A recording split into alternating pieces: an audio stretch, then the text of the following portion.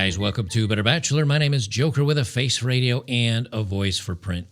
At this point in time, the UK prosecutors just put another 21 charges and they have been authorized against the Tate brothers on their supposed crimes in the UK.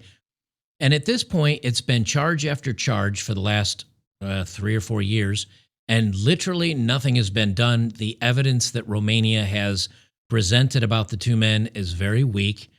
And it started to get me wondering, is this more about keeping the negativity and the Tate brothers' name, dragging it through the dirt, even though they've, even out of their own mouths, said they've done some things that I don't certainly think are very good, and I certainly don't think it's sending a positive message to men. So far, none of it's been a crime. And whether you like the guys or hate them, whether you agree with what they're doing or disagree with what they're doing, the point being, are they really trying to nail them on crimes, which I think they are? Are they lacking evidence, and therefore it's just a smear campaign against the Tate brothers because so many men look up to them and listen to their advice, which goes in the face of feminism, government, and many of the agencies trying to control us today?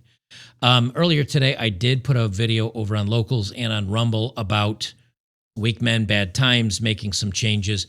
I'm not going to upload it here to YouTube because I do talk about politics a little bit in it, and I promised I'd stay away from politics on this channel. But the TLDR, too long didn't read, TLDR, is that I am going to start including some stories about politics coming up.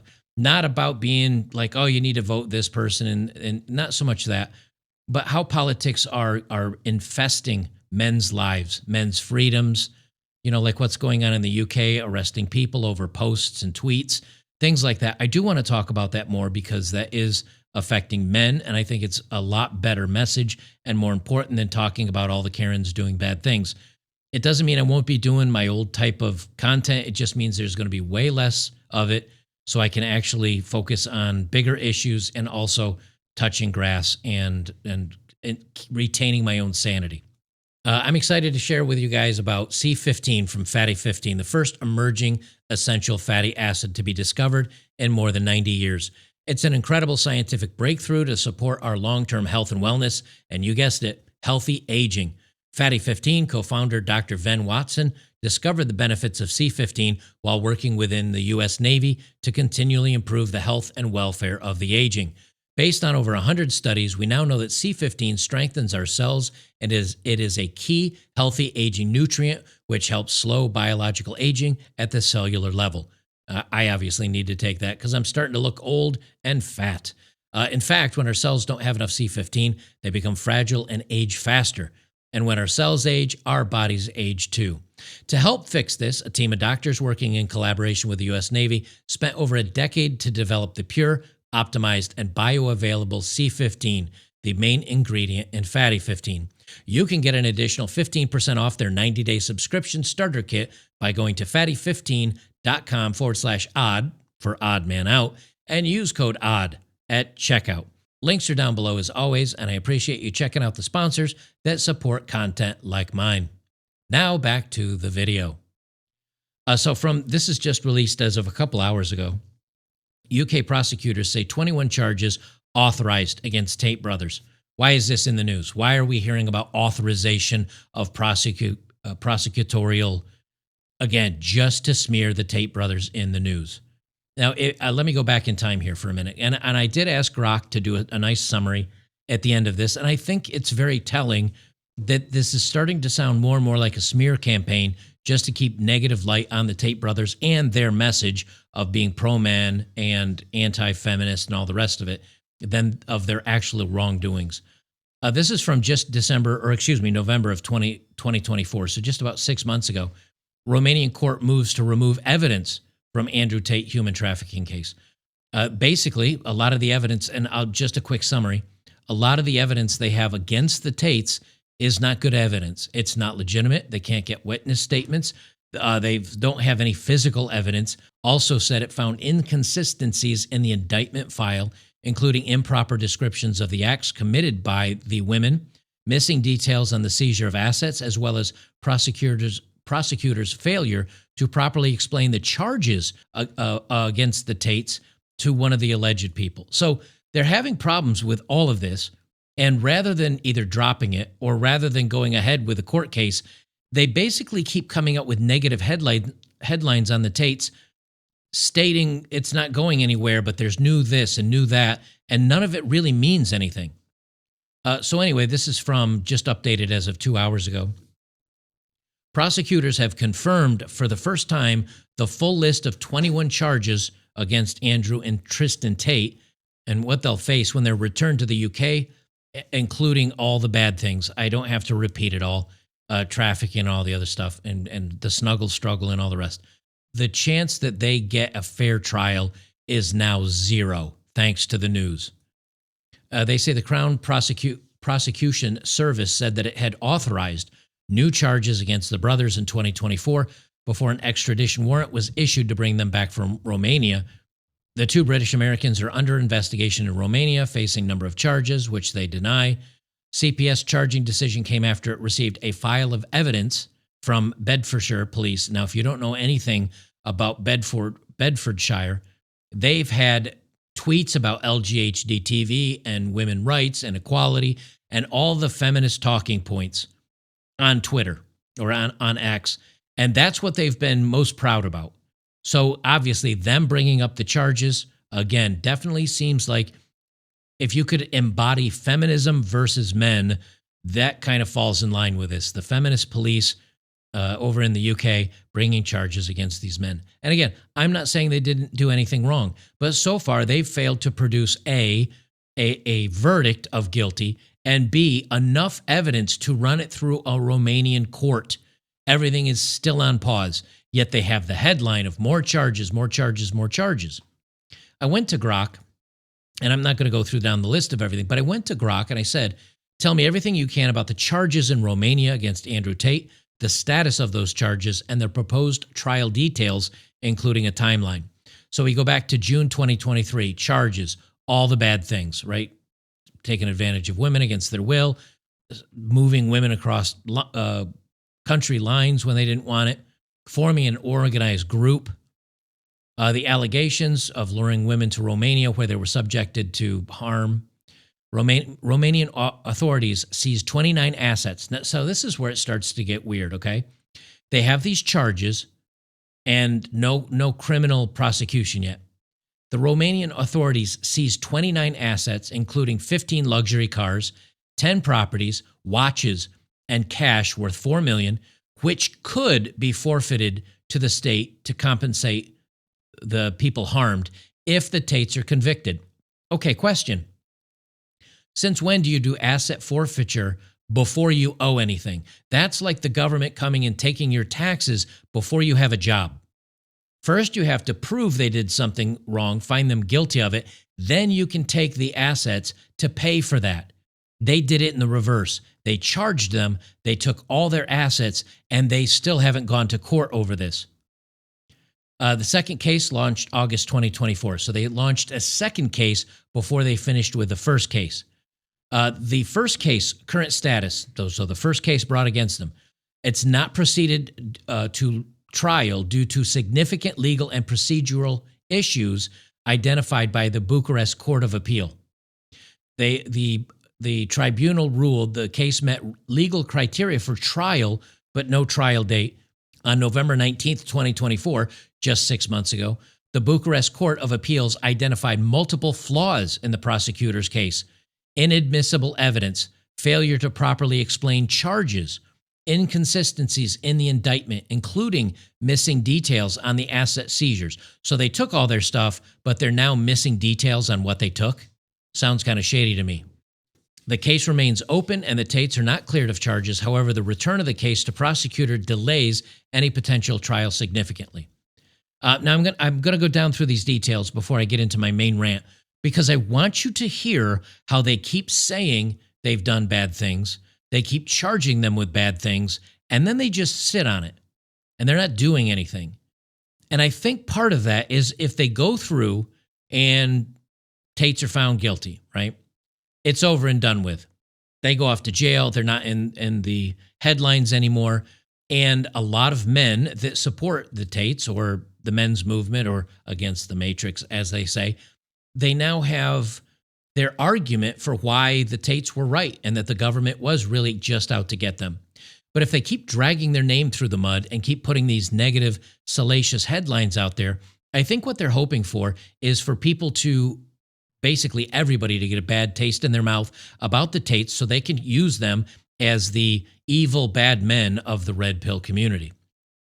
The second case, investigation's ongoing, no formal indictment or trial set, with the DIICOT still gathering evidence. Since when do you charge someone with something and then gather the evidence? No, that's not how that works. You gather the evidence, then you charge somebody. But in this case, they've charged them with crimes, and now they're looking for the evidence to prove them guilty, is basically how this comes. On the first case, trial status, no trial's been set.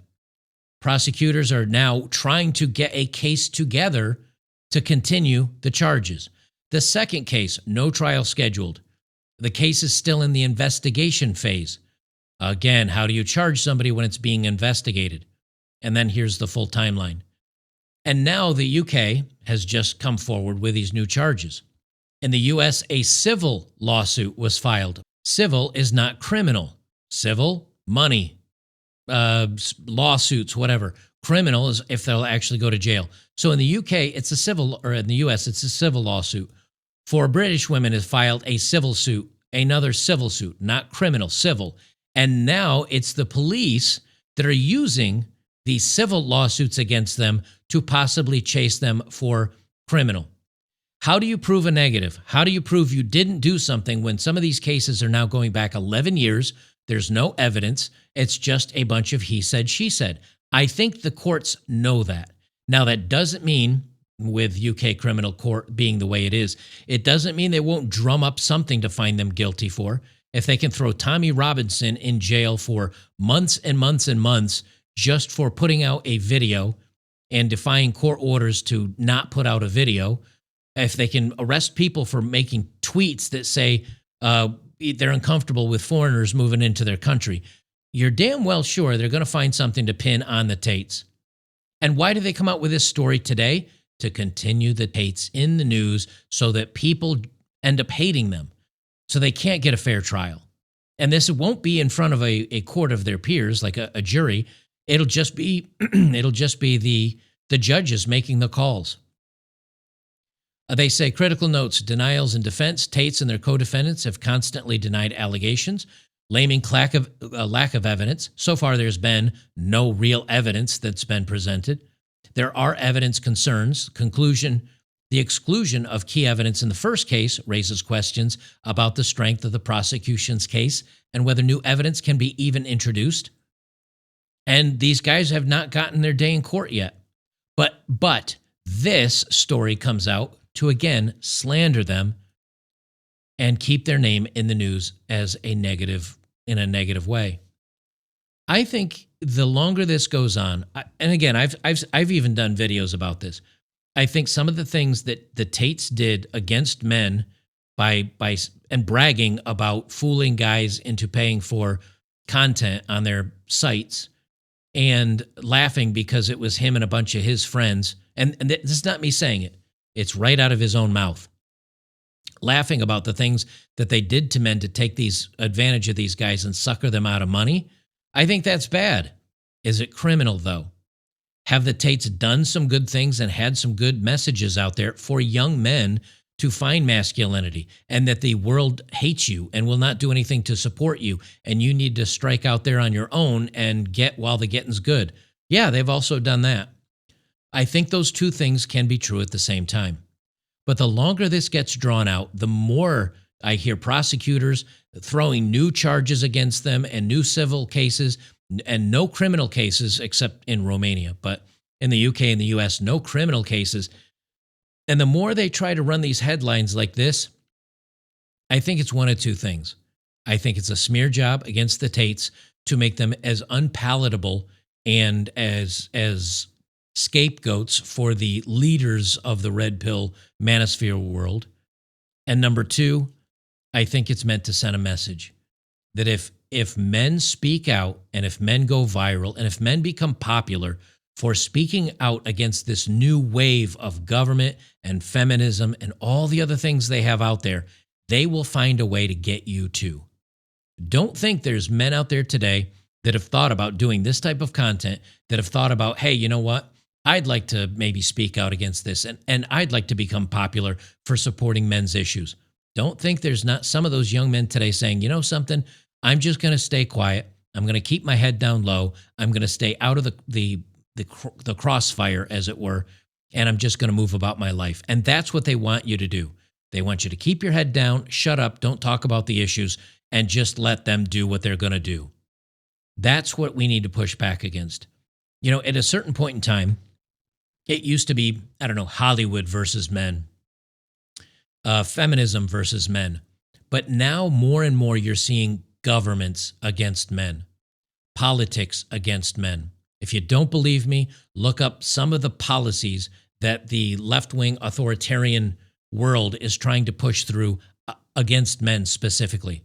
Even more specifically, coming out, you've got AOC and other people, and I won't get deep into the politics of this, but you've got AOC and others coming out and saying white men are the problem. White men are the dangerous ones to our society. If that's not a declaration of war against men by their own governments, I don't know what is. We're going to have to keep our head on a swivel. We're going to have to push back. We're going to have to fight. And keeping your head in the sand and doing nothing is not going to cut it. Now, many of you say, well, yes, but voting, if you think your voting matters, maybe not. I've said this time and time before. The best we're going to do right now is voting. The only way you're going to have any meaningful pushback is when you have such a large segment of men or families or people that are being so persecuted and held down that you can get a populist wave, enough to actually make changes in governments. The challenge with that is if you wait too long, you get your rights removed from you, and next thing you know, you're either in communist China, you're in Cuba, where you've had your means of defending yourself and fighting back taken away, and at that point, you're just controlled. Where that fine balance lies, I don't know. I don't know where it is. I don't have that answer. I wish I did. But for now, all we can do is try to make as many people aware of the problem as we can, fight and push back, and vote as best we can. Then if things escalate from there, maybe then we'll know when the right time is. Let's just hope we're not too late. Don't forget, if you do like my content, you can join me over on Odd Man Out over on Rumble. That is where I'm going to be speaking even more about politics. We talk about other issues I don't put over on YouTube. We also do some video game live streams, and it's less about the game I'm streaming, and it's more about just having long streams where guys have a chat room. You can talk to other like-minded men. And of course, you can also join me over on betterbachelor.locals.com. It's a couple bucks to support a month, but it puts us behind a paywall so I can do movie nights and UFC fights and other live stream events that would probably get a lot of people upset. But by being put behind a paywall, the web scrapers can't find the content and they leave us alone to talk about the real issues. All right, gang, I'll leave it there. We'll see you in the next one.